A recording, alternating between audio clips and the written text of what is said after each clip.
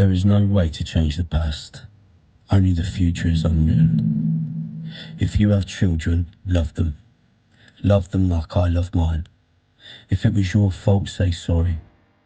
If you know how to fix it, then make it right. But always fight for what you believe in. If you can't sleep at night, knowing that you have done something greater, something better, then take a chance.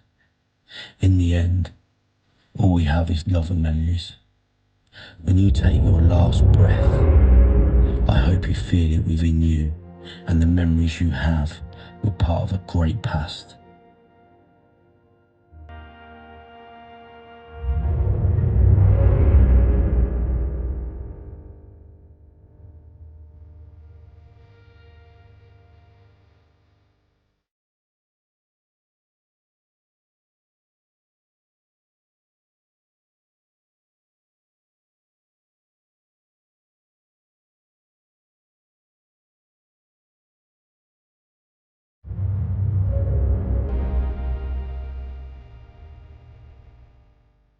Next time you look in the mirror, know that you can't help everybody. And that's okay. But everybody can help someone. If my videos and putting my life on show can inspire or help others, I am prepared to put it all out there. Ask yourself, would you do the same?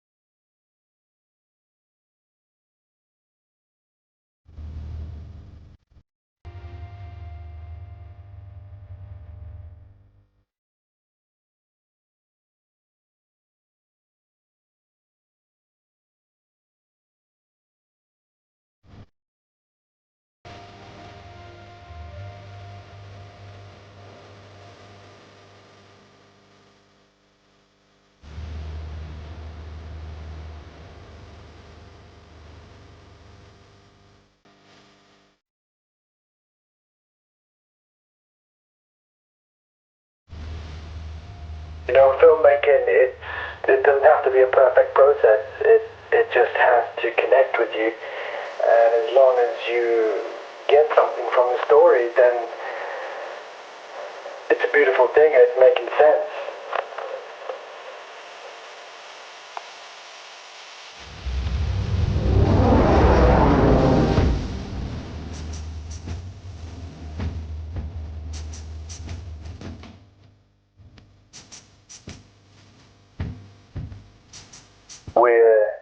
We're explorers.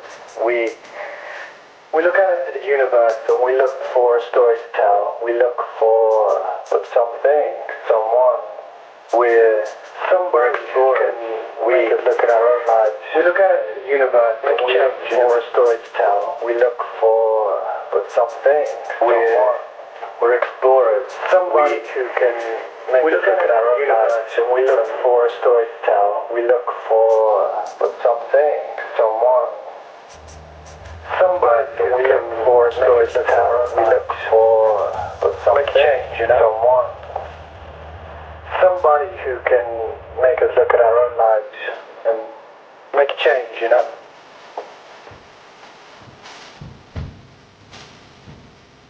When you're in care, it gets drummed in very quickly that nobody's coming to help you. Nobody cares about you. Just like life, you get yourself into shit, you've got to learn to get yourself out. And one day, I just snapped. I went from being this poorly kid, this crying kid, this shy kid, from wanting his mum to not wanting to go home. And the day I snapped, I remember it well. For no particular reason, nothing really on my mind. I was walking through the school walked into the classroom, and the biggest, fattest bully of class, of the school even, was sitting there leaning back on his chair, balancing on the 2 back legs. And I just walked over, kicked it, swiped it. He fell back, smacked his head on the table, and I just screamed and started hitting him with the chair. Teachers grabbing me, everybody surprised. Done, gone. Think 3 days later, I had to share a room with a boy from London. He said something derogatory about my sister, and I can't even explain my actions from there onwards. I waited for him to go to sleep. I climbed on my bunk bed. I put a Walker's crisp packet over the fire alarm. I then filled the bin with paper. I lit it with a match, and I threw it on his bed. And then he woke up screaming, crying for his mum, and it was at that point that you realise that the biggest and toughest people, they're cool. But there's a big difference between showing people you don't give a and then actually carrying it through. You can't be alpha. You're born it. Born alpha. A lot of people say they don't know how to take me sometimes. And I like that. When people don't know how to take you, it keeps you safe. We made an agreement. That's all you're getting. You seriously not offer 25 grand for a book? It's a book. A book? Do you know how much this is worth? It's a book. Do you know how much this is worth? $17.99. I've got people offering $500,000 for this. Don't talk at your arse. 100k is a good deal. No. You give me 100k right now. No. You give me 100k. You give me 100k right now. I brought 25k with me today. It needs to be 100k. It's a stolen book, mate. If you want this book, I've got 25 grand for you. We made an agreement. The only Harry Potter book that's out. We made an agreement, 25k. No. If you want this book, right, you're gonna have to give me 100k. 100k, and you have the book. Listen, we made an agreement. This book's worth $500,000. $500,000, my fucking arse. Don't talk at your arse. You take the piss, don't you? What the Lambo? Get the book, man!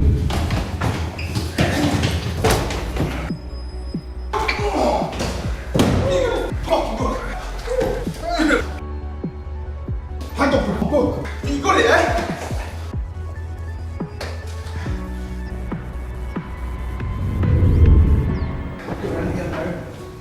Get in here now. This is Chris. Hold the book next time. Yeah? Yeah.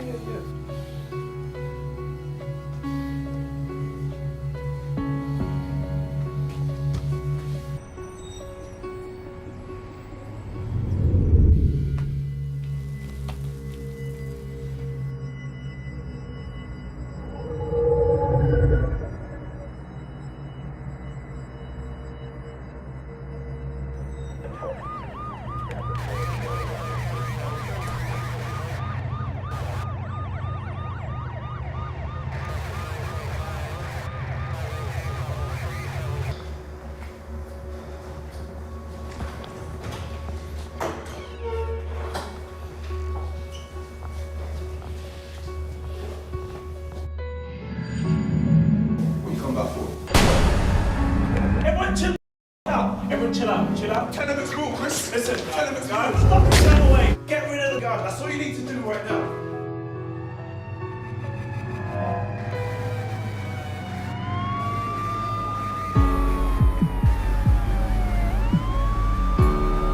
Before you open your mouth, we're going to read you a full statement made against you by a particular someone. I think you know who we're talking about, Mr. Lambert.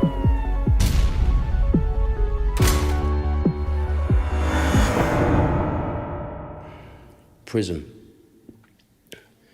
I remember the very first day I arrived to a prison, on the prison bus. I threw up as soon as we drove into the gates. At this time, before I was started up, I was at Glenparva, which is 18 to 21-year-olds. And as soon as we arrived into the prison gates and the bus stopped, bang, I just threw up everywhere. Now, I suffer with travel sickness, I always have done, but there must have been, I'd be lying if I didn't say there was an ounce of fear there. I didn't know what to expect. Once I got in there, I remember saying to myself in the holding cell, that's it. You know, you got yourself in this shit, you get yourself out.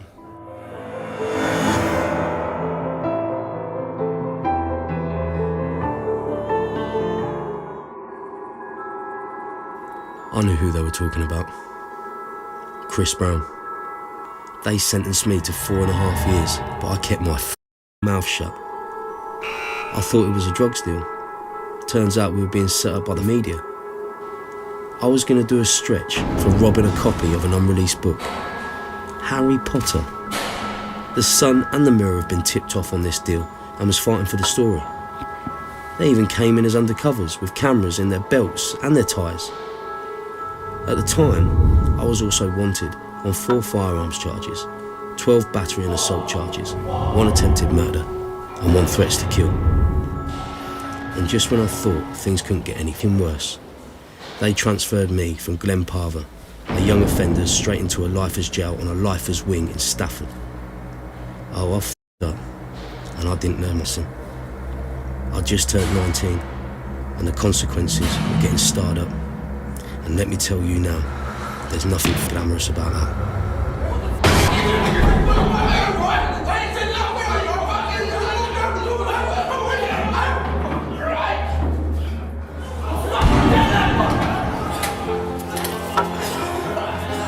Aaron Lambert, 30th of the 8th, 1985. My only identity from this day forward is MA8124. Lambert, MA8124. When people say they've had a close encounter with death, well, this was mine. I thought I was going to die. The only thing that stood between me and death was her. Come to think of it, she saved my life. I promised myself I'd never crumble, I'd never cry, and I would never, ever show fear in all my time that I have to spend there.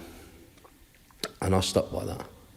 As scary as it was sometimes, I stuck by that. And I don't mean scary in a way where you're petrified of where you are or what rules and regulations you have to abide by. You got to understand. I've been in care ever since I was little. You know, I'm used to not going home. I'm used to rules. I'm used to naughty people trying to fight you. What I wasn't used to is falling out with people that have got nothing to lose. Falling out with people that wouldn't blink an eye of killing you. If you're going to have an argument or a confrontation, you've got to be prepared to go all out, you know, no matter what the costs. You want to try and avoid it of all costs while saving face, but be prepared if it goes the other way.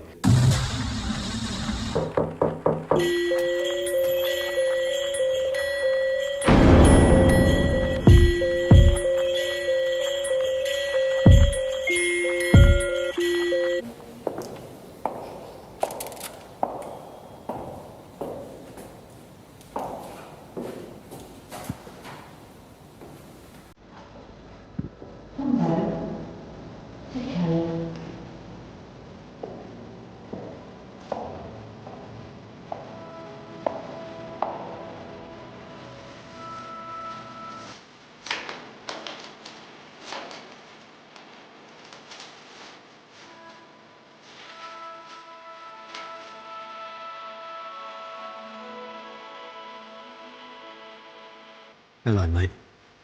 How you doing? I hope you're okay in there. I was really impressed with that article that you wrote for Muscle Talk. You know, about training in prison. You'd be pleased to know that a bodybuilding magazine has contacted me and asked permission to publish it. Well, me being me, I gave them your permission without asking. Ha ha. Listen, keep up with them great ideas and try and train as much as you can. Send me a VO as soon as, mate. Yours truly, James.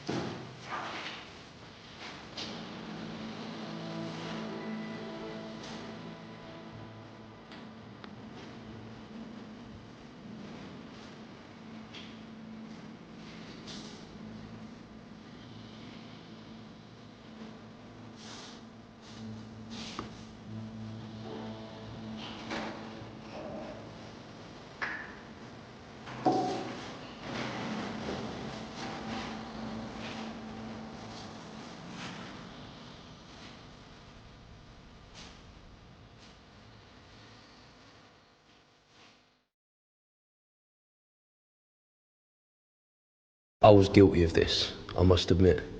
You're bitty big bollocks. You got it in your head that you're going to take no shit, and the first person that disrespects you or says something to you that you're not going to like, you're just going to have it. So then you have your induction. The first thing they say to you is, you need to get a hepatitis B check and you need to get an AIDS check. And you're hit with this information like a frick. You're like, you what? And then they explain to you, it's quite likely if you have a fight and you've got a cut on your hand, an inmate might have a cut on his hand, there's a lot of inmates here with diseases. Things like that, you never would have given a second thought. I worked on the doors for years. I've had people trying to bottle me. I've had punch-ups in the street. I've been dragging people out the door, banging their heads on the door. Every possible way you could possibly get claret out of a human body, I've experienced it in one way or another. So to be hit with this wall of information that you've never even thought of, and all of a sudden you're like, you've gone from revved up wanting to have it with someone to, no, I don't really want to be near anyone. Inside, you begin to forget about the outside world. You begin to think about survival. These men were animals and you did not want to be at the bottom of the food chain. Listening to a 6'5" monster scream like a baby was disturbing. But watching Buddy's face melt from the boiling hot sugar was just insane. Nobody was invincible. Most nights, I could hear grown men crying in their cells and talking to God. This place will either make or break you. But it wasn't going to break me. Corruption in prison is second to none. You've got to say no and you've got to be abrupt with it, but at the same time, you've got to keep that line, because you don't want them to think, who the is this man thinking he's coming on this wing, telling us this, telling us that. But at the same time, you need to let them know that you're not there to take any shit. That's how you need to come across. There's a fine line you've got to walk across throughout the whole time you're in prison.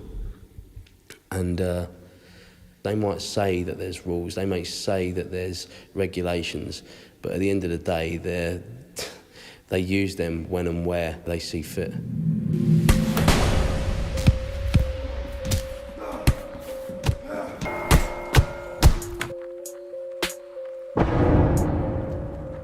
This stays between us.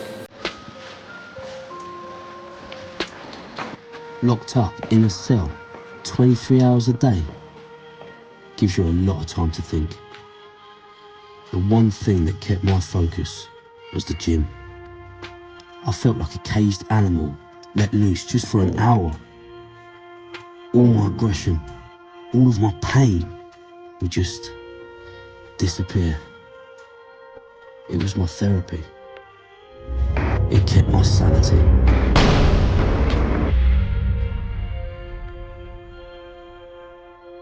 I think a week before I went inside, I had an altercation in the police cell whilst in custody, and I strangled a police officer. I took my cord out of my tracksuit bottoms and I wrapped it around his neck. This was in Coventry Police Station, in Stoke Police Station, and choked him. And the only thing, if I'm being truthful, that stopped that from happening was the fact the cord snapped. I barricaded myself in the cell after they threw in a couple of cans of gas.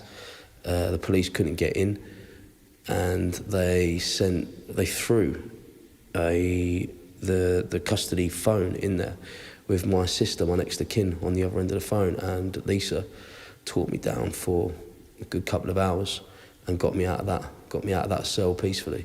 Well, say peacefully, I walked out and then got battered, stripped naked, covered in my own claret, and then stuck in a camera cell. I was taken from an 18 to 21-year-old prison into a lifers jail and put on a lifers wing where there was men. And when you walk onto that wing and you're 19 years old and you see men, you suddenly get hit by a brick again, and it's like... The prison officer got right in my face and he said to me, "Lambert, by the time I'm finished with you, you're going to be skinny as a rake." and he was there, and I just snapped. I got my potato, I had it in my hand, and I've just got boom. Now, it might sound quite funny, I've hit this officer with a potato, but my hand went through the potato, palm of my hand, banged him, and he's gone straight on the floor. The other prison officers got all shook up, and as soon as I've done it, I've just thought, what have I done? And the other officer has just pressed the alarm.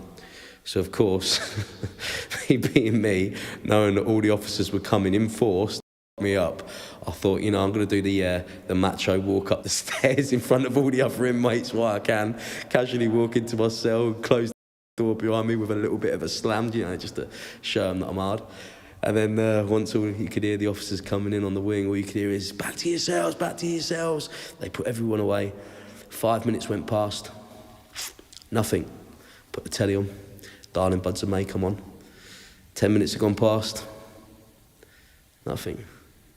15 minutes had gone past. By this time, my adrenaline's wearing off, which ain't good. And then all of a sudden, I hear scratching at the door, and I'm like, oh, And as I look to my right, the little flap opens, and you can see this plastic shield with these masks on, and all you hear is, MA8124, on the floor, on the floor, on the floor now. And I just looked. The best thing you can do at that time is put yourself on the floor. Do not lay on a bed. Anything you're sitting on, anything you're laying on, they will take you off hard. The block is basically solitary confinement, a prison within a prison. Because of that altercation, I ended up serving just under 2 months down the block. But the one person who stuck with me throughout the whole time was James Collier. I met James briefly before I went into prison. We made a very quick and powerful friendship, I thought, and he gave me his contact details when he knew that I was going away, and said, anytime you want to talk, you call me and look after yourself. And normally when people say that, they don't mean it, and I thought I'd ring him once and he wouldn't answer the phone, and he did. Every time I rung him, he answered the phone. And that man has meant more to me than pretty much anybody ever has in my entire life, ever since then, up until now. We have a friendship that's, more superior than anything I've ever had with anybody else, and always will be. James, Stu, and people around me have they've really moulded me into the person I am today. They have really helped me more than I'd ever know. I hate seeing you in here. I know. I feel like I let you down. Look, you haven't let me down. You're my grandson. Promise me you'll turn your life around when you get out of here. You'll change things. Aaron, who was that on the phone?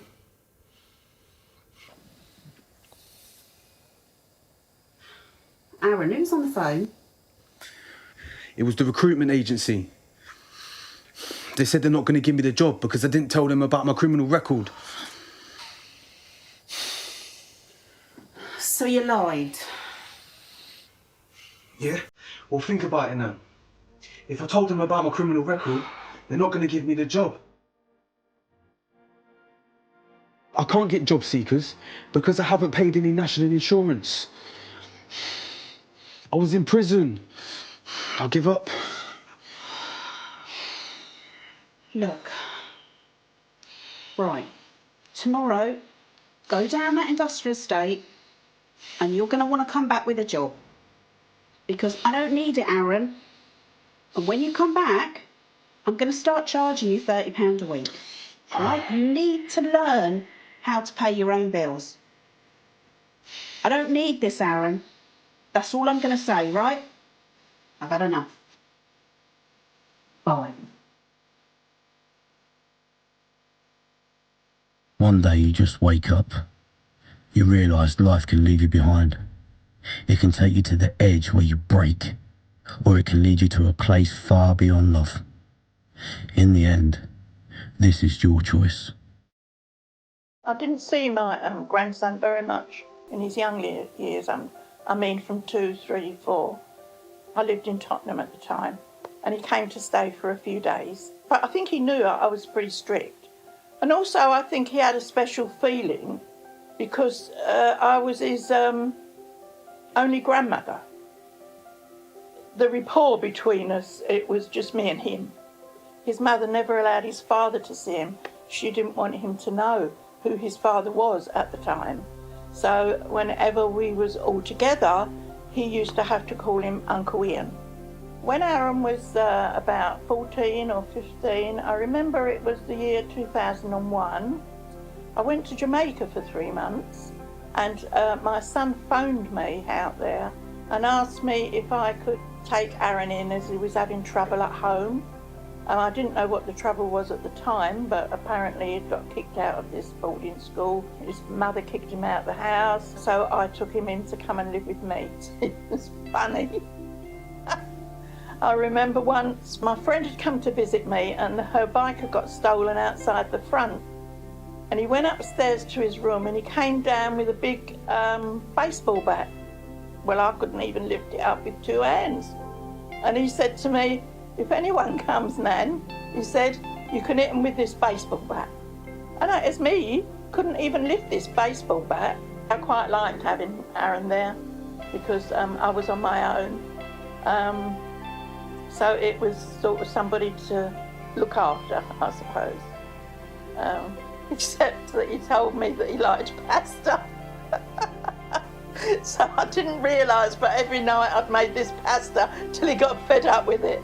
And then he didn't want it anymore. But he was quite generous. Sometimes he used to buy me little presents. But he wasn't bad. He didn't misbehave. He didn't cheat me. Except one day I hit him with a broom.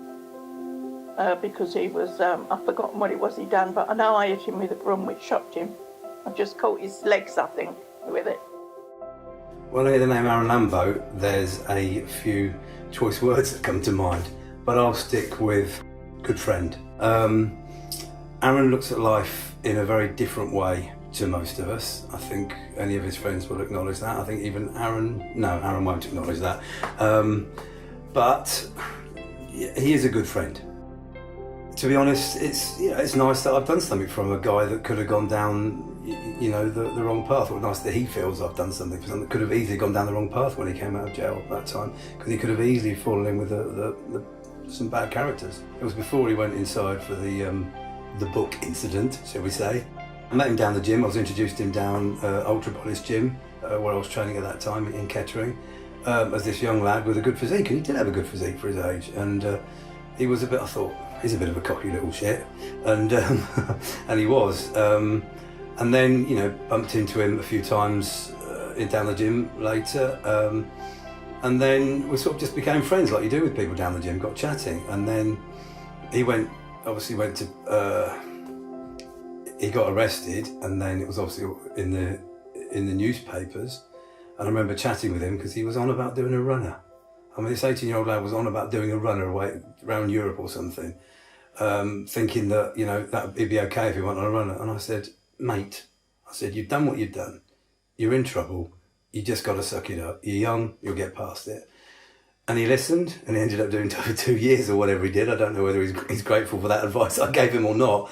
But obviously, I mean, you can't run away from things like that. And I think he'll probably acknowledge that was his most stupid moment of his life. I wrote to him a few times. He wrote back to me a few times. I remember one time I sent him a Muscle Talk t-shirt that we'd really had. Muscle Talk's the website that I run. And he wore the t-shirt with pride. And I think he mentioned the incident, the fight he had in the gym. He was wearing his Muscle Talk t-shirt at the time. And I think he's more disappointed his t-shirt got ripped than the damage that was done to his face. We kept in touch through letters. He phoned me up a couple of times while I was there, which was nice. And I went to see him twice, I believe, with different people each time. And then when he came out, the day he came out, I saw him, and that's when we became close friends, really. There's no pinnacle moment why Aarron and I are friends, because to me, a friend is your friend, because you get on with them and you respect each other for your own values of life, and even if you look at life in different ways. And I think it's fair to say that Aarron and me do look at life differently. To me, friendship is unconditional. If someone's my friend, they're my friend. Aarron's the sort of friend that you can call up any time of the day or night. If you need his help, he'll be there for you. I'm a passerby, passing through this joke of life. James, I need your help, mate. I need a job. Nobody's giving me a f***ing chance. Kirsty's about to pop. I've got no money. I've got nothing, James, nothing. Yeah? You will. Thanks, James. I won't let you down, I promise.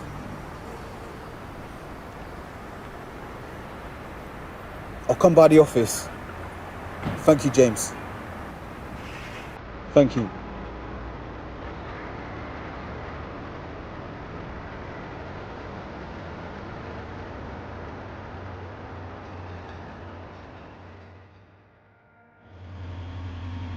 I'm gonna rob you. I'm gonna take that chain and your Rolex.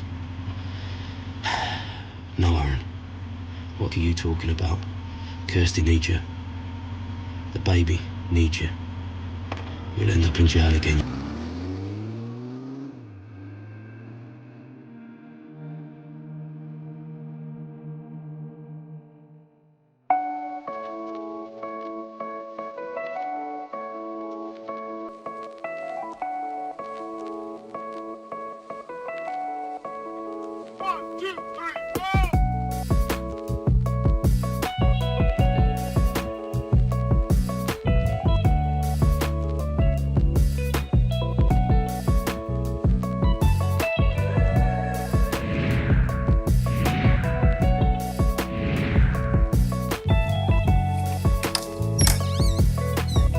It's like MTV Cribs, isn't it?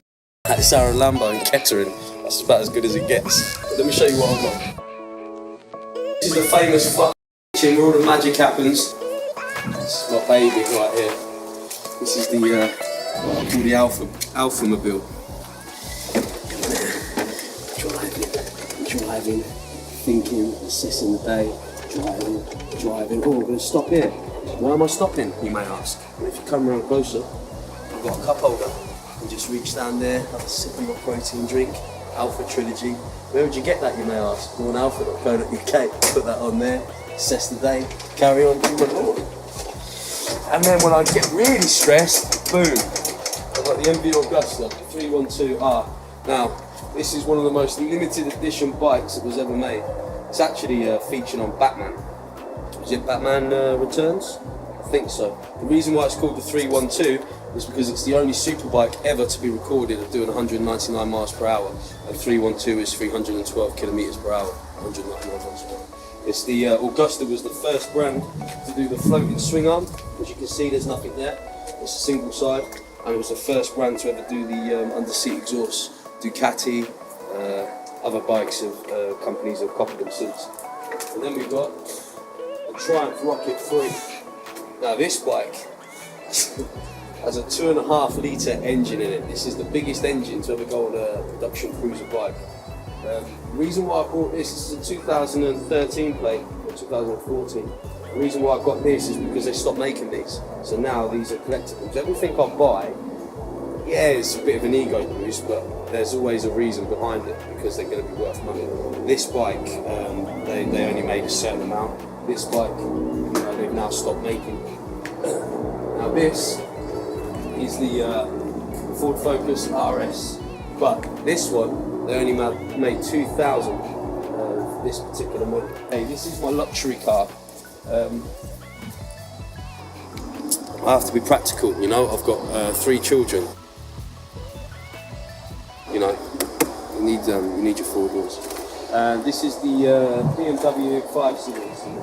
Now again, I'm a family man, so I can't have my supercars and be completely selfish. What I can have though is nice cars that can fit all the kids in. That all of all my family pictures, me, my sisters, my nan, Everybody that means something to me, Lee Priest, my son Kalel, my son Archie, Leah, my daughter, and then I've got my sort of memorabilia. This is like my Only Fools and Horses wall, I've got my porridge picture. So this is now my man cave. This is something special right here. Now this is one of my pride and joys. This is the Kawasaki H2, the fastest production bike on the road presently. This costs me between 28 and 30 grand, and it's got 0 miles on it. And I bought it because it looks pretty. See, you can go through a depressive stage when your partner leaves you and you can sort of, you know, sulk. But then on the plus side, what missus is going to let you have a bike in the house. You never buy stuff unless it's going to hold money or make money. That's one of the pros, I suppose, about living on your own. You can have what you like in your house. Everything in this room is what I used to like when I was a little boy. So I've got Ninja Turtles, I've got my Superman, I've got my Jokers, well, you know, everything. And then of course, I've even got my trophies from when I competed, pictures of some close friends, some family members. This is pretty cool. This is a figurine. It's 240 quid. This is a Joker. Again, always spend money on stuff that's going to hold money. Or decent money. This sort of stuff. I'm a big kid at heart, really. These are purely for photo shoots. So we've got a ballistic vest, and of course, toys. I love my guns. These are gas air guns. They're powerful enough to put somebody on the floor in a lot of pain. And these are all brand new. Got a big collection. Probably got another 4 cases of these. But when me and my brother do a bit of bonding, sometimes we go in the garden, we put up, got them here actually, put up the zombie targets. And when you shoot them, they explode and come out with paint. So we've got the SIG MPX. They're all metal, all full replicas. SIG Sora, this is the newest edition. This is probably the most, no, it's not probably, this is advertised as the most powerful gas air gun. You've got the Colt Government Edition. It's got 2 safeties on the Colt. When I say it's exact replica. And then look what you got. Wow, the Magnum. Pretty cool, right? That's about it, isn't it, really? Let's have a look. Let's watch this. Again, I've got all my paintings and prints. Well, actually, I say prints. None of them are prints. These are all original paintings. All of them. This was in a restaurant I went to. I think it was about £240 or £250, and the barman actually painted this, and he put his work on display, and I bought that one.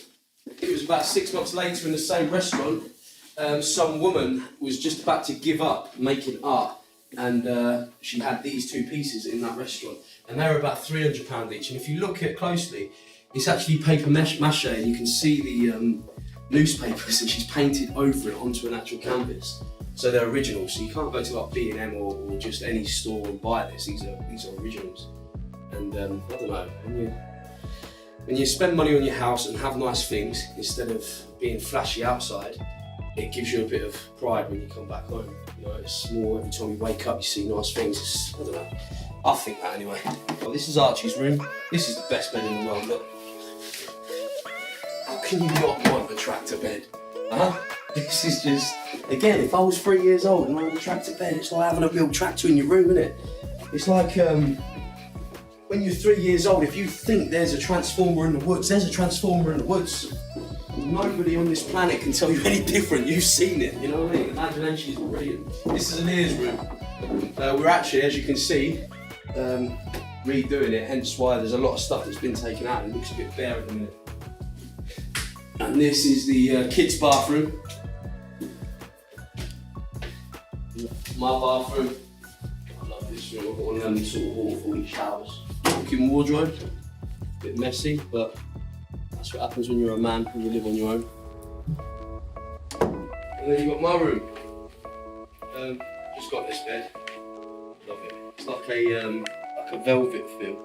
How gangster's that? It's like Snoop Dogg, Eat a Heart. And then we've got my watches. Now I've got a load of watches ranging from expensive watches to real cheap watches. but I've always liked to get the most expensive Citizen watch to the basic cheap G-Shock watches, so you sort of colour code it. I've got the other 3, 4, 5, 6 in the jewellers now, the batteries are being done on them, and I've got one being serviced. I've got the swords. A man's room ain't a man's room unless he's got weapons, is it really? Let's be honest. All completely legal and blunt, I promise. And then we got the expensive watches. So we've got the Breitling, and then we've got the Sterling. These ones have to have a special case on it. Every 45 minutes, what that will do is that case is plugged into the wall, that will twist them, because they've got a motion sort of mechanism in there, so they wind themselves up with the movement of your wrist, so when you're not wearing them, it's not good for the watch if it's just sitting still, because these watches, they get serviced, or supposed to be, every year. This one's cool. This one's actually not, what are they? They're about 5, 6 grand watches. This one here is probably about £600. But what drew my attention to this one is I remember my mum taking me to see the Red Arrows when I was a kid, and I used to love them. And just seeing the box in the window, I think I did a Facebook video on it actually when I was with Archie, and I don't know, I just wanted to buy it. For me, it's just a family house, it's lived in. But remember what I said, it doesn't matter how many bikes you've got, how many cars you've got, what paintings you've got, it doesn't change anything. I did a video on this too, look around, look down there. Look down there. What can you hear? Nothing. Fact is, I'm still on my own. But with every reward, you have to take certain risks and make certain sacrifices, whether they're within your capabilities or not, you know. But hey, it doesn't change anything. At least you can sort of make the best of any situation. No, it might be a nice house to some, but to me, it's just a family home with nice things in it. But remember this though. Listen. And then, can you hear that? There's no kids, no girlfriend, no nothing. So remember, it doesn't matter what you have. Money doesn't buy you happiness.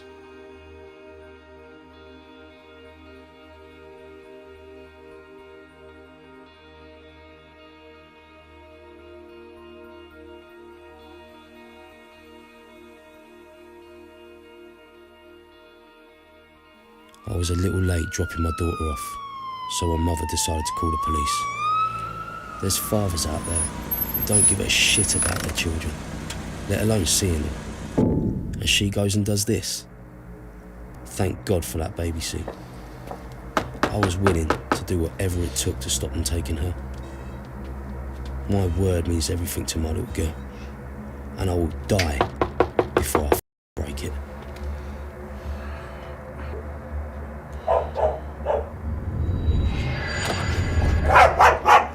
What do you want? Huh? What the f do you want? Mr. Lambert. Yeah? What the f do you Mind want? if I call you Aarron? Don't you want want? confrontation. We've been sent from the court as you've breached the court's order. This is Yasmin, and she's going to tell you what's going to happen next. Okay? Yasmin, Hello, Mr. Lambert. I'm Yasmin. I'm from Social Services. The court have authorised me. It's 11 o'clock at night. You're not having my daughter. Listen, I know what this is about.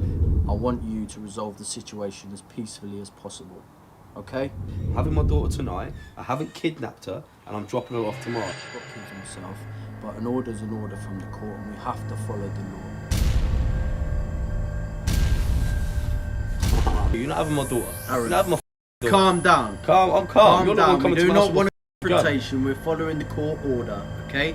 This is going to happen tonight, You're one not way having or my daughter. another. We've been sent from the court, and we're going to do our job one way or another. This You're is not going having to my happen. daughter. Please bring your daughter now. It's 11 o'clock at night. You're not having my daughter. We, If you're not officers, I you're not understand having my that, Aaron. I understand You're not having that. my daughter. You're not Just having please, my daughter. It's not calm happening. down. You're not having my Aaron, calm I'm down. not having my daughter. My daughter is in bed where 6-year-olds should be at 11 o'clock at night. You're mad. Then I'm You're afraid not having we're my going to have daughter. to come in. I'll bring her back tomorrow. I haven't kidnapped her. I'm going Aaron, to bring her back I tomorrow. don't cut you Stranger. off, but we're doing our job. You're not having my It's going to happen tonight. We've been You're not having my authorised. You're not having my You're not Calm understanding. down, Aaron. You're not understanding. I'm telling you now.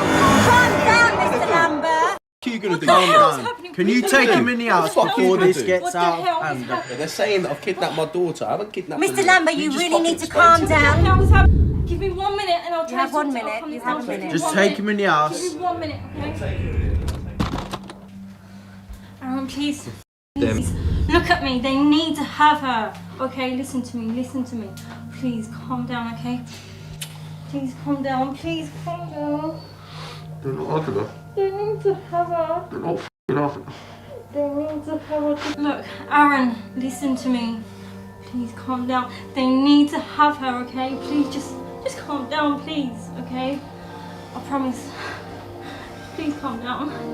But you have to listen. You have to listen to me. Look at me. Look at me. They have to have her, okay? Please, just listen to me, please, okay?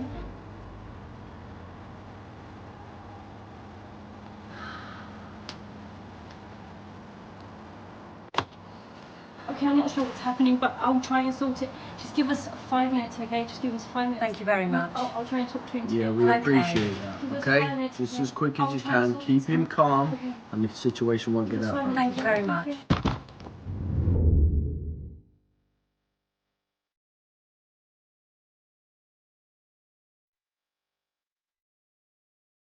I need you to wake up. You need to get back to Flanders. Wake up for me. Are you listening to me? I don't want you to be scared, okay? But there's a policeman downstairs.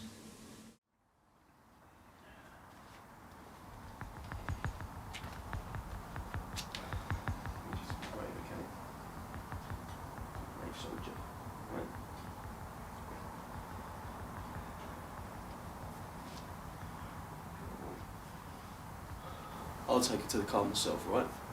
No one's touching her, you understand? Yeah, no problem, Aaron. No problem. You okay? Don't let the policeman take me, Daddy.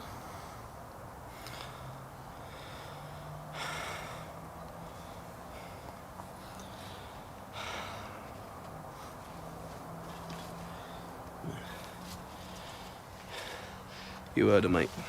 I can't let you take her. Mr. Lambert, we don't want to make this difficult. My little girl just told me not to let the policeman take her. And me as a dad, I can't let you take her. That's it. Aaron. Officer, you need to arrest him now. Is that your car? Is that your car, yes or no? Aaron, we're not going to do Whose this. car is that? Okay. It's mine. Where's your car seat? Where's your car seat? Sorry? Where's your car seat? There is no car seat. You're not taking... Listen to me. You ain't taking my daughter without a car seat. It's illegal. Do you have a car seat that we can borrow then? No. I don't have to provide you with a car seat. You've came to my address to pick up a child on the order of a court, right? Unequipped. Okay. She's not taking my daughter without a car seat. You understand that? Where's your car seat? There is no car seat. Right. Well, it's illegal to take a 6-year-old in a car without a car seat anywhere on the public highway. You haven't got that. Well, you we're ain't only having going it. up the road, so I don't give a f what you're doing. I can't go up the road without a car seat. I'll get nicked. So you telling me you're above the law? You know full well I'm right. Look at me. You know full well I'm right. I ain't allowing her to go in that car without a car seat, all right? Haven't you got a car seat? No. We do need to get a car seat. So we'll go back now. We do need to have a We'll car have a car seat. You ain't waking my daughter up again. You understand that?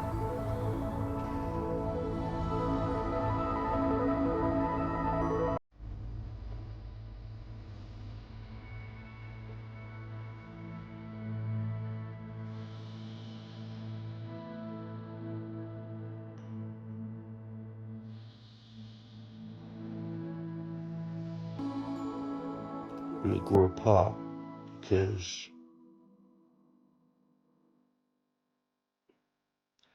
I wanted to make something of myself so bad.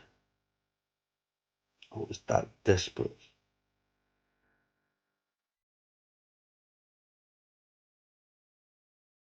That every bit of penny I'd get, I'd save and tell her that I'm going to open a gym. I'm going to have a gym. I'm going to do a gym. I was working. I couldn't even get a job.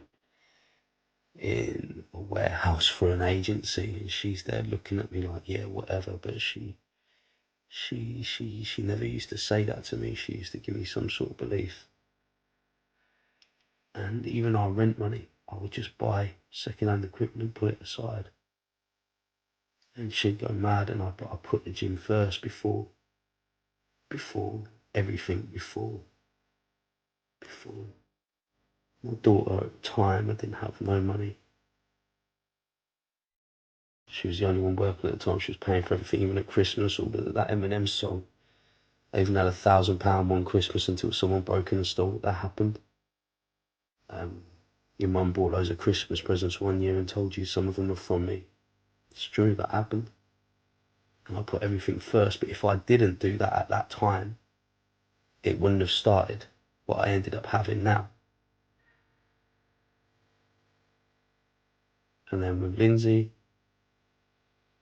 she wronged me. She was the one that left me and accused me of cheating on her, when actually it turned out that she was the one cheating on me. And the last 2 months of living with me, I didn't know. I'd come home one day and she just got her stuff and left and took my son. I never cheated on her.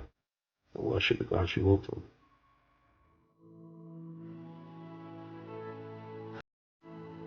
As much as you can blame somebody for their actions for hurting you, as much as they've wronged you, you can't be that stubborn enough to believe that you were that perfect throughout the whole relationship. There was times I spoke to Lindsay like shit. When my business partner stole from me and I was losing everything that I built up, everything that cost me my first relationship I was about to lose, I would come home in a bad mood and take it out on her, emotionally. Nothing at that point she could do right. And when you look back on it, how much can someone take? In my head, I'm probably thinking at the time, oh well, I've said my piece, she loves me, she'll be alright, And she probably just took too much, and it just took somebody at the right time to word themselves in and tell them what they wanted to hear, give them an excuse to leave. And I do think maybe, just maybe, if I'd have acted different, maybe she would have took my word for something, or maybe not believed them. But just like anything in life, we never know what we've got until it's gone. But I've learned from it. And I've used that experience, as hurtful as it may be,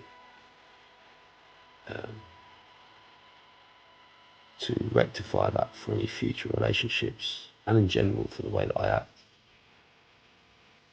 You have to learn from your previous relationships, because it doesn't matter if it broke down from something that wasn't your fault. There would have been at some point something that happened in that relationship that was your fault.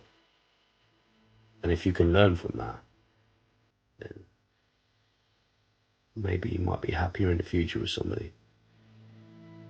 If I could go back and change things, as painful as this is for me to say, as much as I wanted things to be different, and as much as it hurt me, I've got to be selfish and say I wouldn't change anything. Because if I did,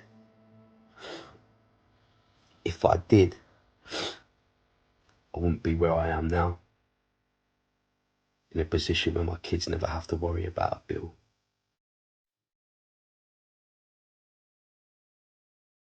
When I first met Aarron, he was sort of working with James and Muscle Talk, and sort of almost, starting at the bottom. I'd heard a little bit about what had gone on in the past, and he'd had some issues with, being in trouble with the police and things like that. Much as he's made mistakes and perhaps done things in the past, he's learned from them, You know, he's progressed his life, put all the bad stuff behind him, and he's now doing really well and flourishing, so to speak. And you know, it's a good thing that you can sort of see someone perhaps who's been in a bad situation turn their life around and then become successful. Sometimes it's good to have people like that as role models. In terms of working with Aarron, obviously we're friends and we have been for a long time, so there's immediately that sort of trust thing there, which perhaps you might not get with another company. But I mean, for me, the biggest thing is I respect people that speak their mind and are honest. Whether I agree with their opinion or not, I think it's important for people to be totally honest and upfront with you. And I know that no matter what happens in terms of, you know, our business relationship between me and Aarron, he'll always be straight with me and he'll always be honest, and I'll get what he's actually thinking rather than, you know, some drivel that you get from some other supplement companies that sponsor you, where they'll, you know, they'll try and sort of tell you doing things wrong or tell you doing things right, and they're not necessarily always straight with you. And I know with Aarron we can have a good working relationship because we've got that friendship there, and he'll always be honest with me, which is important. I think the difference between Terry and other athletes is I'm not interested in doing what most people do, and that's offering discount codes or free supplements. I think if you're that confident within your products and within your company, then you should be able to sponsor a real athlete, you know, who's going to get real results. And one of the things I said to you about, if you remember, was once a month we wanted to get together, do some training, but not just training, but do some fun days out and do some videos so people can see what we're like outside the gym. Because my page is honest. It's not about feeding people full of bullshit, trying to portray a life that actually isn't what we have. I talked about maybe doing a bodybuilding show later in the year if I can get the dates to fall right. So obviously it'd be good to come up here and do a bit with all the... Is that something you're going to be interested in? Yeah, I mean, I'd just like to sort of test myself and put myself through it, just to see how tough it is, really. Right. I mean, obviously, a lot of the training I do is very specific to strongman, but, you know, there's no reason why I can't diversify a little bit, do a first-timers competition, just see what happens. One thing, you know, is clearly evident with Aarron is much as, you know, the bravado and the bolshiness of his character, you know. He genuinely is a very loving, doting dad. You can see that from a lot of, obviously, the way he behaves around his kids, and also, you know, you see all the stuff on social media and things like that. I mean, this, obviously, a side that perhaps people don't necessarily see a lot of. I mean, I have much the same myself, you know, I've got a son and I love him to bits, and, you know, people don't necessarily see that side of you as a person. And I know, obviously, from seeing Aarron around his kids, he's a very loving dad, and they mean the world to him. The gym industry has sort of become fashionable recently, which is a good and bad. One, it's good because people are taking, you know, more pride in their appearance. Yeah. But unfortunately, they're training for the wrong reasons, I think. Yeah. And what I want to show people, especially in bodybuilding, is that when you learn to control under pressure, whether it be the weight, whatever it can be, and you learn that, then you can learn how to deal with that in life and within general. Yeah. If you can put yourself through more pain than what other people can put you through, then really you can deal with anything. Yeah. And that's what I want to try and get you and Kate on board, because strongmen can do it, bikini girls can do it, figure girls can do it, tone girls can do it, because I think there's a perception here that people are getting thrown out that even though we do our own products, I tell people if they're new to the industry or they're doing this for not specific goals, you don't need them products, you don't need to do this. Obviously Aarron's a pretty controversial guy in terms of he does speak his mind and doesn't really hold that back, which I think personally is a good thing. I think, you know, the world would be a lot simpler if everyone spoke their mind. But yeah, you know, obviously I know there's been a few times over the years where he's had a few confrontations with a couple of different people and a few disagreements, but I mean, you know, obviously I've known Aarron a long time, and as a person, he's a good person. He wouldn't just disagree with someone or have an issue with someone for no reason. So, you know, I think obviously some people might see it as, oh, you know, he's perhaps being antagonistic or, you know, trying to argue with people, but the reality of it is, I mean, you know, his heart's in the right place, and if he's having disagreements with people, then there's probably a very good reason for that. And again, come on! Yeah, come on, some more! Squeeze! Up, go! Up, one! One! Keep me! March! Up! Get up! Get up! Get up! Come on! Get up! Let's get out! Get up! Get up! Get up! Yeah! Come on, let's go! 1, 2, 3. Up! Back! 1, 2. Up! Come on! 3, 2. My thoughts on Aarron, personally, from personal experience and not listening to other people's opinions, I find him a complete and utter. I'm joking. I do respect what he's doing. I think it's very positive for himself. I think it's a great message to put out to other people.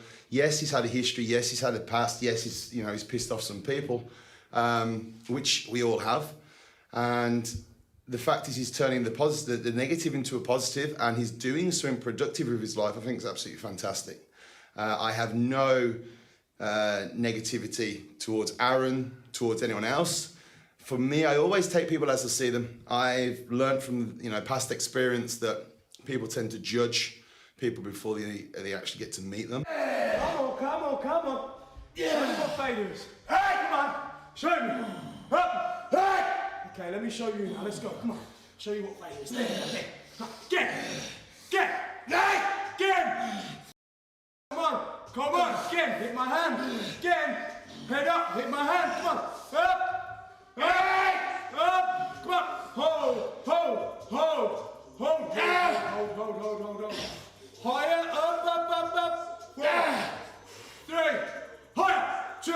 Higher. 1. He's always opened up completely. He's said, this is my past, this is what I was, this is where I'm going, and this is, who I want to be, who I want to be portrayed as.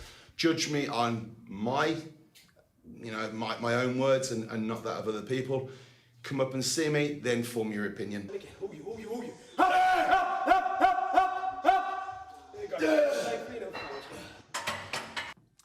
I think because the background I've come from, and probably very similar to you, and probably very similar to a lot of people who are in fitness and in sports, you don't realise how much you've achieved because you're always so hungry to achieve more. And you never step back and look at what you've got.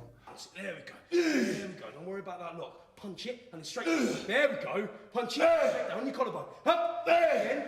Up. Yeah. It's absolutely true with what you're saying. I mean, you can't. You really have to think before you act, and I've started to realise now. I mean, I'm looking at people and they're following you because they like your personality, and like you say, it happens overnight. And then I think, wow, I haven't even shown you the full me yet. So you realise you haven't reached your potential. And then of course, you get the negative ones that will say, will call you fake because you're not responding to certain stuff. But you're not fake. You're smart. Mm-hmm. And you have to use that. I mean, like you said earlier, you're smart, and you've got to pick a route that you're going to go down. But you have to really, once you've started that ball rolling, you'll be stupid to stop. You've got to just keep running with it. Yeah, the best piece of advice I can give you from my experience is just to stay on your own track, look at your own footsteps going forward, and don't take the opinions or the negativity from other people, because if you've got 1 million+ followers and you've got 4 or 5 people making a noise on your page that stands out, well, do the maths. Out of 1 million people, only 5 people that's not bad.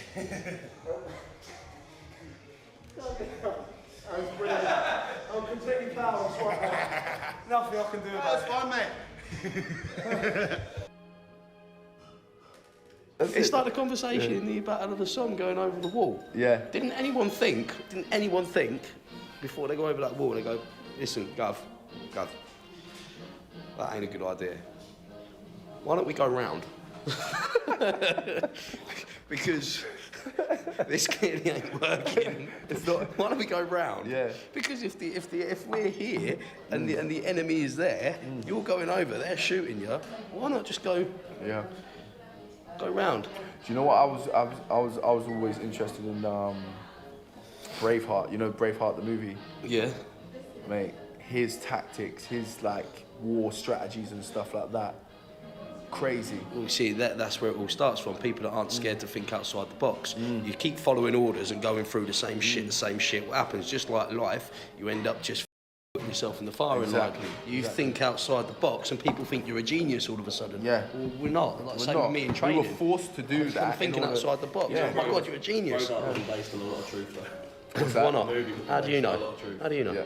I checked out the facts and stuff. You checked out. Okay, what did you check out? Done research. What research? Through studying. Study. What did you study? What book? Various books. See what I mean? Don't even know, does he? It's in the history books. What history book? All of my tattoos mean something to me. All of them. And there's a story behind them all. Some people say, why you got a Mike Tyson tattoo on your face? My tattoo isn't Mike Tyson's tattoo. His is just thick, tribal, bold.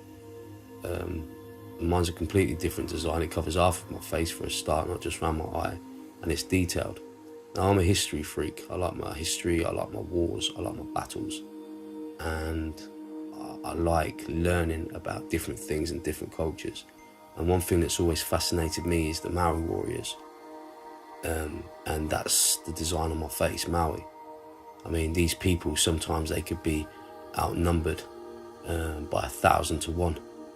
And when enemies from a foreign country come onto their territory, into their forest, their bushes, with all the latest artillery and armour, and all of a sudden this Maori warrior just comes sneaking up and jumps out of the bush like, sticking your tongue out. You're like, what the? It's the fear factor. And that's how you win. That's how you win in life. Like I said, not acting how people expect you to act. So you want to put on an angry face? You put on an angry face. It's intimidating when you want it to be intimidating. You want to shock people with manners when you're in a petrol station and say your please and thank yous when you're paying for fuel? Whoa, puts people on the back foot. You want to act cute in front of a lady? Oh my God, he's so cute. He's not how I expected. My kids, they grow up. They've grown up with a multicultural family, and they've grown up with a bodybuilding dad covered in tattoos of a drawing on his face. They're not scared of nothing. And it's me, it's what represents me. I wanted it done, I got it done. I first met Aarron at about 9 years ago, and when he first came out of prison, and he was looking for somewhere to train, and he come into the gym, and just as a little spindly little kid really. I kind of trained with him for a couple of nights and thought I'd see how it goes, and carried on training and consistently drop sets and consistently pushing each other and to the limit, and it just went good times really. I think about 9 years later we're still training now and again, and it's pretty good. He's a good lad. He ain't done bad for himself, has he? Back when I was living in Weymouth in Dorset, very seaside town, not much going on there, it's all seasonal. So we got in contact when I was living there, and I found out he was doing the same course literally I was. I was doing it in Weymouth College, he was doing it I think over Peterborough Way, or Kettering or somewhere. And we was both doing electrical installations, becoming an electrician. So there was a brief period where we would share, because we all had the same coursework, let's face it. He'd struggle with something and then I'd struggle with something, and we talked about stuff over the phone. That's how it sort of started really, from not talking a long period, then talking again. And then shortly after that, I can't remember what happened, but that was it. He upset me, I upset him, and then it was a good few years, then we didn't speak. And unfortunately, I get very stubborn, and I'm sure a lot of other people can see that he gets quite stubborn, a little bit sometimes.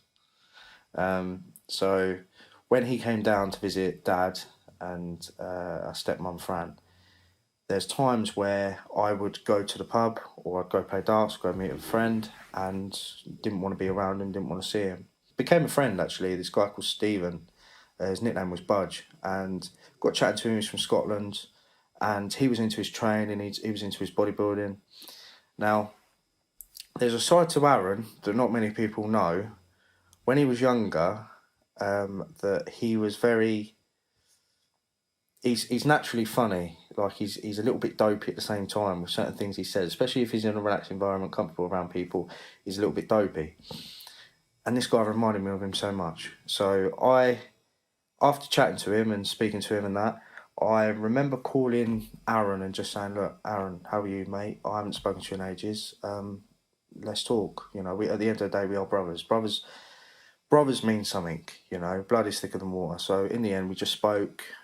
He asked why I got in touch. I said, I just got chatting to a bloke and he reminded me of you. And that was it. So from then, chatting to him, saw how he got on, found out his love of watches, found out quite a bit about him. And that was it. We just got in touch. It was the end of my contract at a holiday park where I was working at the time.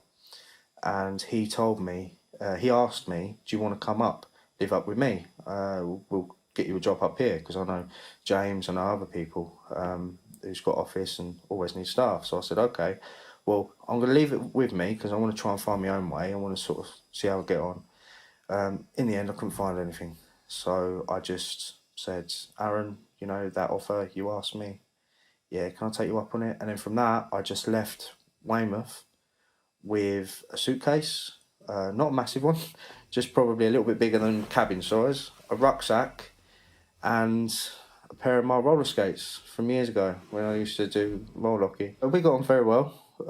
Business, we keep separate to personal. We know each other's strengths and we know each other's weaknesses. Like, I know I couldn't do what I could do without him, and he can't do what he does without me. I mean, that's a partnership that's phenomenal. It is a remarkable thing the way things have gone from the very beginning, from when I first moved down about 3 years ago. And that's where we both learnt from each other, personally.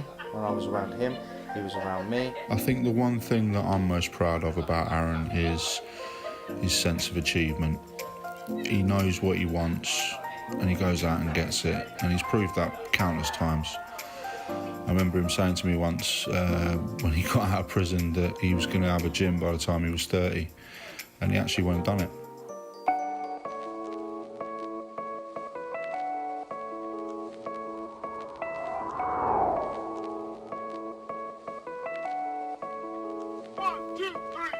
One thing that upsets me, especially in this industry, is there seems to be a lot of animosity. You know, the moment somebody becomes good at something in the industry, whether he's you know, achieved a great physique, whether he's achieved a great business, they seem to be very negative for anybody who's up and coming. We get this in gyms. There's a lot of politics in gyms. Like, for instance, some gym owners won't like their members training at other gyms. They may ban members for training at other gyms. You know, I like to see gyms doing well. You know, I'm a gym owner. You know, my gym's Alpha Training, and I train at other gyms. I wear other gym T-shirts in my gym. What right do I have to tell my members that they can't wear a LA Fitness T-shirt in my gym? You know, a Powerhouse jumper in my gym. I've got no right. I don't own them. You know. They pay their membership, they've got the right to train where they want. Think of the physiques we could build if everybody got along, instead of putting each other down. We could build some incredible gyms with some incredible atmospheres. We could be advertising each other, gym owners training at other gyms, and gym owners training with gym owners, you know, having that friendly banter, you know, bringing it back, bringing it how it used to be on Pump and Iron. You know, you had Arnold, you had Lou Ferrigno that used to have the banter, they used to go against each other, but you know, when it comes to training, they'd train with each other. They would, when it comes to dieting and competing, they're winding each other up, they're doing little tricks on each other, they're playing with each other's head. You know, and that's the way it was, but there was always that mutual respect. You know, you both shared the same sport. You both never wished harm on each other. You're both there, you know, you might be competing against each other, but if Lou Ferrigno suddenly started struggling and Arnold was there, Arnold would be the first one over to grab him or help him, or, you know, or push him towards another set. Come on, Lou, you got to do better than that to beat me. Come on, Lou. You know, that's the way. And then you flick that switch in your head and you're just like, that's how it should be. I think, you know, this industry sort of steered away from that. You know, in this day and age, I've sort of summed up society at the minute in my own little way. Think of it like this. Everybody wants to be a bodybuilder, but nobody's prepared to do the dieting. Everybody wants to be a cage fighter, but no one wants to get a black eye. And everybody wants to be a gangster, but no one's prepared to go to prison. You have to be prepared to do a sacrifice if you want to be great at something. It doesn't matter what it is. To me, training is a lifestyle. You know, somebody like Dean Laziak, training is a lifestyle. Somebody to Simon Fan, training is a lifestyle. Lee Priest, training is a lifestyle. We're not what I call them tight t-shirt wearing dickheads that just train for the weekend, balloon up, you know, that stand in a club sticking their lats out and their arms out trying to look hard all night. That's not what we train for. Come on, up. Okay, relax. Straight in, let's go. Up, drive, put it down. Down.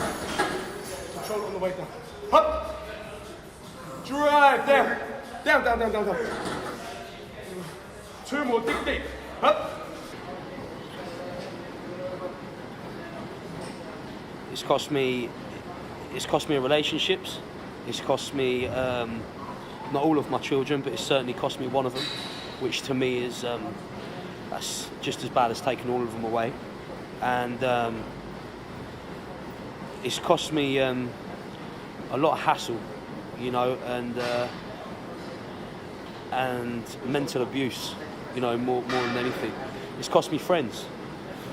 But on the plus side, it's put me in a position where, you know, I've created a business where I'm profiting out of being me.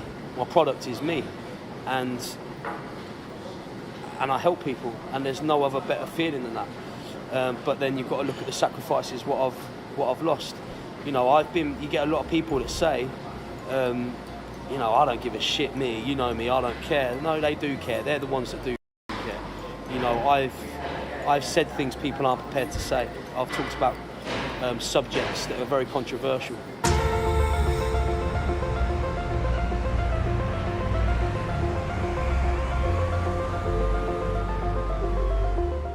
Wow, looking at this building, there's so many stories in one place. It's crazy. The mother of my 2 children, before we had kids, this is way back 2003, 2004, I lived with her and her parents for a year, and we got our very first flat, which was here. So if we look, we've got the middle flat, 1, 2, 3 windows. That was our kitchen and our bathroom. I got given a phone call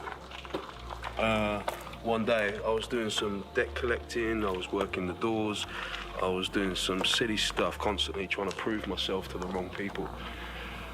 And, like, you know, even looking at it now, it just, look at this. That can't even be faked.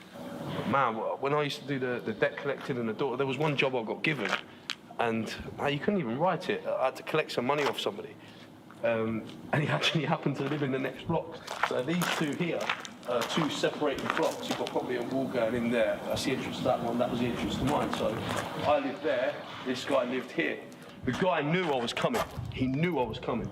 So as I walked up the stairs, bang, bang, bang on his door, he weren't answering. Unbeknown to me, this little rat ended up getting his sofa, his cooker, his fridge freezer, everything up against the corridor, up against that front door, so I couldn't get in. So of course I'm thinking, it's got a little Yale lock on it, right? I'm just gonna pop it, I'm gonna go in there, I'm gonna bang him, I'm gonna get the money. So I've got boom, as the door ran up. The door's just bounced. Now I'm a bodybuilder, I'm not a fighter, I've got about 2 good punches on me, and normally that's all it takes, but anything more than that, I'm holding on for dear life. I'm going to have an asthma attack. So right now, I'm like this. It's 50 kilo door rammer. Now, bang! It's not happening. So what I ended up doing, I just got bang, bang, and I've put one big hole through the door. So the whole door is sort of intact all around here, apart from this whole thing. And it was like a scene out of Lock, Stock or something. It's like, I've done the damage to the door, I've put it down, I've gone, you're making this hard for me. And I stood in, and as I stood in, I've got a sofa leaning like an A-board above me.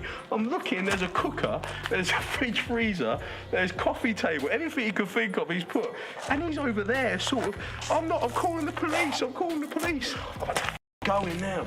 He's leaning over this cooker, I grabbed him, I'm to drag him, bearing in mind the guy's like, I don't know, probably about 7 stone wet through. I'm dragging him through, it's like playing Tetris. I've got to sort of squeeze through the cooker, I've got to go under the sofa, which is up against the door frame, and I'm dragging him through here, and I come out to the communal bit here. Now this window here is that's the same window there, and I've had him over out of the corridor bit. by this time I'm breath, so I really need to hold on to him. So I've got him on the window and I've lent him out of the window. And I'm just holding him there. I've got my elbow on his back and I'm just... And I've got him there and he's winding me up that much. I can hear him bitching. I've got the window there, a handle, and I'm hitting him. And police were called. They come and I dealt with him, made my point. And I think the police came to me next day and knocked on the door. And I swear they came full riot gear, like all the padding, all the everything apart from the shield. So they had all the Kevlar gloves on, the knee pads, everything. Knocked on the door and they were all down the corridor, all the way out here. And as I opened the door, the copper looked at me and he said, "Aaron." I went, "Yeah." And I'm just thinking, another assault charge, another this, another that. And he's looked at me and he says, "Right, you're under arrest for attempted murder. You have the right to remain silent. Whatever you do, so may be used against you." And that was the first time inside, my ass just dropped and I was like, I've gone too far here. And then that was it. They cuffed me, took me out there and took me away. The following day, I had to go to court over the book thing, and I was in the High Court in London, the highest court.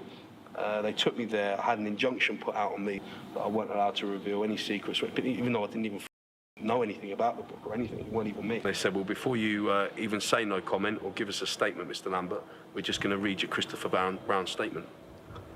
And I was like, "What are you on about?" And they produced a coward statement there. I didn't know anything about the gun. It was all Aaron's idea. I didn't know anything about the book. It was all Aaron's idea. So what? And of course, I had to take the blame for everything because it involved me grassing up the people that gave me the job to be there anyway. Because at that point, I was 18, 19 years old, up-and-coming bodybuilder, got a point to prove. I was a head doorman in Peterborough and Kettering. I had people 40, 50 years old working under me. I was this big man, right, thinking, this is what you do. You keep your mouth shut. It's what they do on the films. Nah, it's not, because them haven't spoken to me since. And I got a 4.5-year sentence for my first offence. Now, only one of my charges was anything to do with this. The rest of the charges was all the stuff that I'd done previous. But the next day, I made every national newspaper around the world, literally around the world. New York Times, my granddad was in Thailand, and he saw it. My uncle was in New York, he saw it. Jamaica, everywhere you can think of, every national newspaper, even England, The Sun and The Mirror had it. Even BBC News had it on loop with Sky News for a whole week. The Sun and The Mirror had me on the front page. It was probably the most embarrassing moment of my life. And that was when I realised, you know what, you look after number one in this world. You know, of course, you keep your mouth shut with stuff, and I'll never grasp people up, I never will. But at the same time, I always make sure that I will never, ever, ever get in trouble for somebody unless that person has proved themselves to me. Because all of this, come on man, we're bros, will you come with me? I've got a problem with this one. When you go with them and shit hits the fan, they're the first to run away and the first to bottle it and talk shit. And I see it time and time again with people now that try and act the big man, act like they're a drug dealer, act like they've seen this and seen that. They haven't seen nothing. And I would like to say that I learnt my lesson there, but I didn't, because then I did think that I was a bad man, and I carried on things up for myself, and after in prison just fighting and trying to prove a point, and that was that. I needed to get away. All of the court cases, then being over by my business partner. I had to break free, or go insane and just end up back inside. I was fighting depression with suicidal thoughts. I just wanted to end it. There's only so much a man can take. He's so bold, he's so honest, such an honest guy. In my viewings, he's never done anything wrong. Such an inspiration to everybody on earth. My best guy. you'll tell them how it is.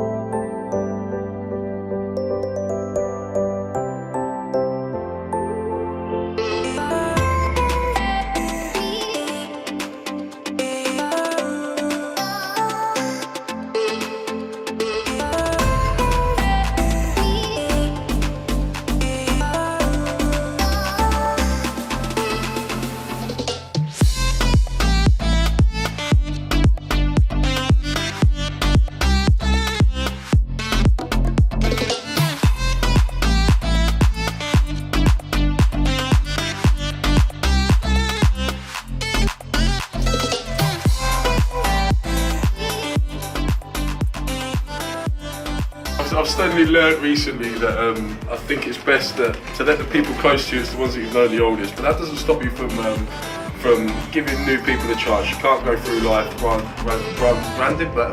branding everybody with the same with the same sort of mindset. Branding with a brush. That doesn't tar with a brush. You can't go branding. You that right up at you, Harry. Say hello. Hello. Lionheart protection. There we go. That's it, get that in there. That's what you get. They both know me since I was selling supplements at the back of my car. And Voltec was one of my biggest customers. Thank you. And the cars I used to turn up in, I mean seriously, I didn't have a pot to piss in, did I? And really did start from the bottom. Harry was working for everybody, he even worked in McDonald's once. And he weren't even good enough to make burgers. Customer service advisor. All that was mopping tables and cleaning the trays. Get to make burgers. No, I never even got the privilege of flipping a burger or anything. No, he was eating all the burgers. So you can literally do anything in your life, and that's what I try and show people now. I mean, of course, everybody makes f***ups, and I learn from my f***ups, and I try not to do any more f***ups because of you guys and girls watching me, because it's called setting an example. You lot help me just as much as what I help you. I mean, Voltec wash cars. Now look at him, got a leather jacket. Yeah. He also had a job working at Morrison's. Oh, he went there. That didn't last him. He went there.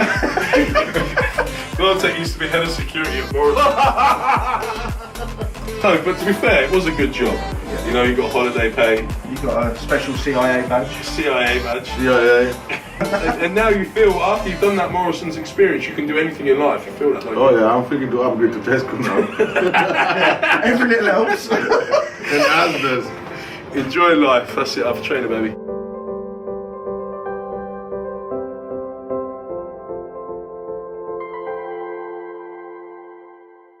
Addictive text is spelt it. Whey is in whey protein. It's twat. Not whey is in.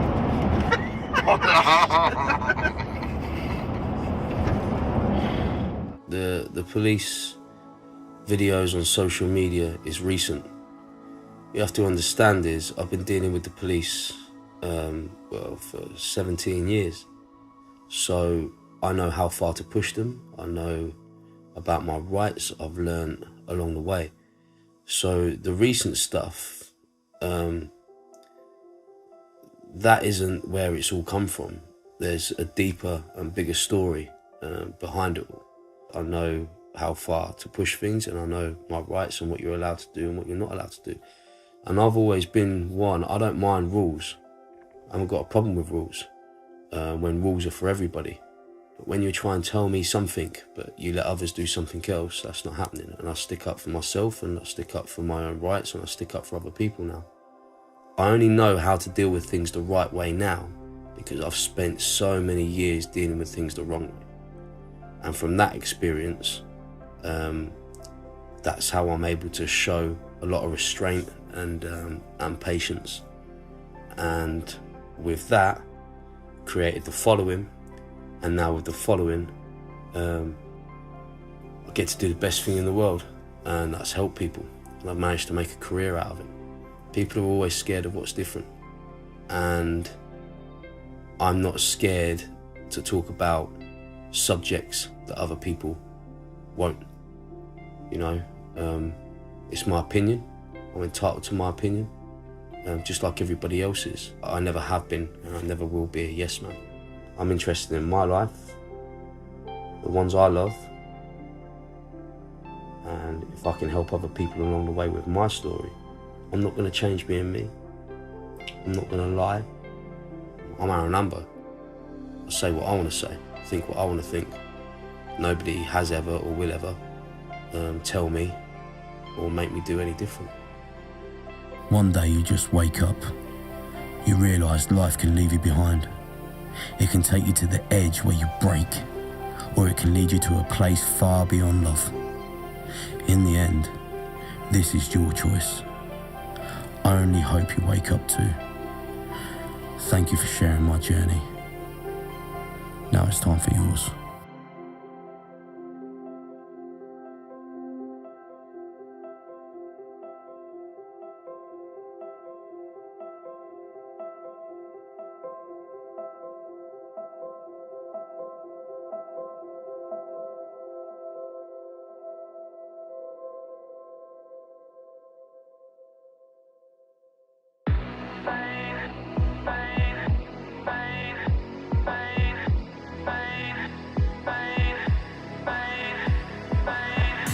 When I look into your eyes, I see a love restrained.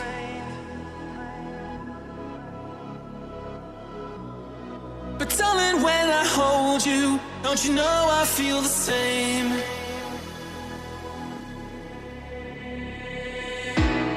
Cause nothing lasts forever, and we both know hearts could change. And it's hard to hold a candle in the cold November rain. Do you need some time on your own? Do you need some time all alone? Oh, everybody needs some time on their own. Don't you need some time all alone?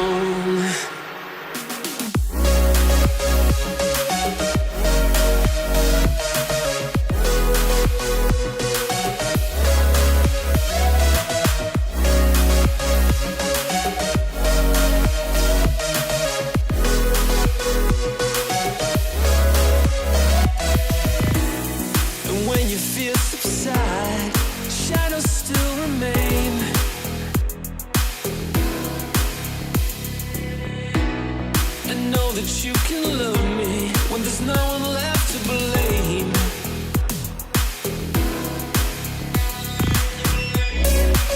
Never mind the darkness, still can find a way.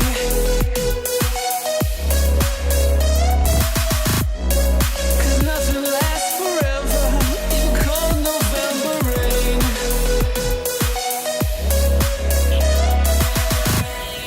I've been through this such a long time, just try to kill the pain. Love is always coming, love is always going. No one really knows who's letting go today. Walking away. We can take a time, don't lay it on the line. I can rest my head just knowing that you were mine. Oh, mine. So if you wanna love me, and darling, don't refrain.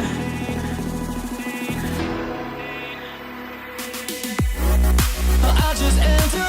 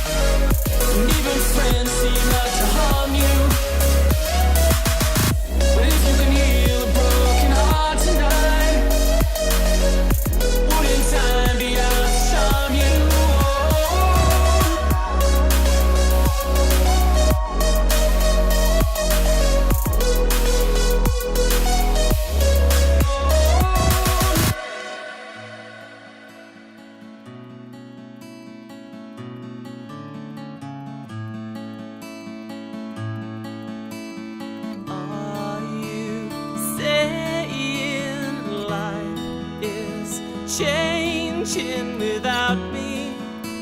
These stupid words of mine don't